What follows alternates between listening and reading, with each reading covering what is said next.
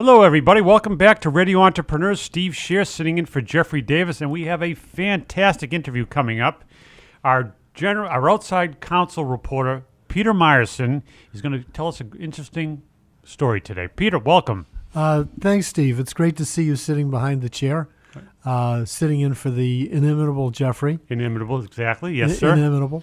I thought today what we would talk about is something which is really quite current.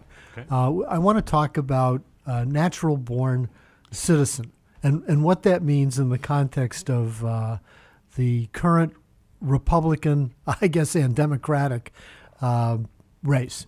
And it's very interesting, and if you think about it in a contextual sense, it really does relate to business and how you sell your business. But I'm going to spend more of my time on what a natural-born citizen means, because I think that all of our audience should be aware of this as an issue. Mm-hmm. I think our executive director's like choking over this issue, and I think our audience probably can choke over the issue as well. He gets very excited when you mention certain people's names. You got it. You got it. All right. So the U.S. Constitution says no person except a natural-born citizen. Now, they could have used a whole lot of other words, like native-born, although I'm not sure that would be any more distinguishing. So no person except a natural-born citizen shall be eligible to the office of the president. And there are some other qualifications as well. And, everybody's sort of treating this. What's interesting to me is I wanted to do a little bit of research on it. So I kind of looked up, what this means. I mean, why is this such an issue, and why is natural-born such a big deal? And why is Trump pounding it? I mean, and he is pounding it. And to me, it felt a little like, the issue with Obama, and, the birthers and, where was he born and, so it's a very current kind of issue. And, but what was interesting when I started looking this up was what the history is.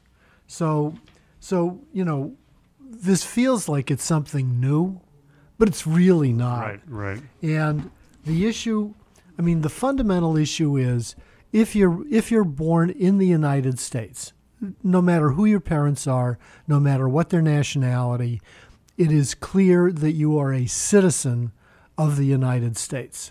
What becomes less clear, although I think everybody sort of has a current opinion, is that if you're born outside the United States to a citizen of the United States, you are still a U.S. citizen. So, that's the framework that this all takes.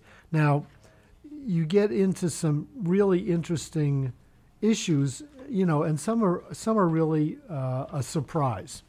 So when I looked back at the history of this, I found that there was an issue with John McCain. Okay, John McCain was born in Panama. Right. Okay, now, how many people really think about that?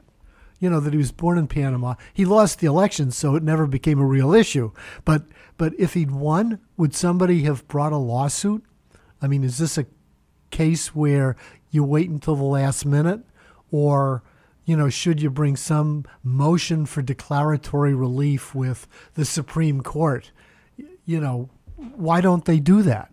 Peter, if anybody wants to get in touch with you, how would they do that? Well, they can look at my website at my office, which is www.crmllp.com.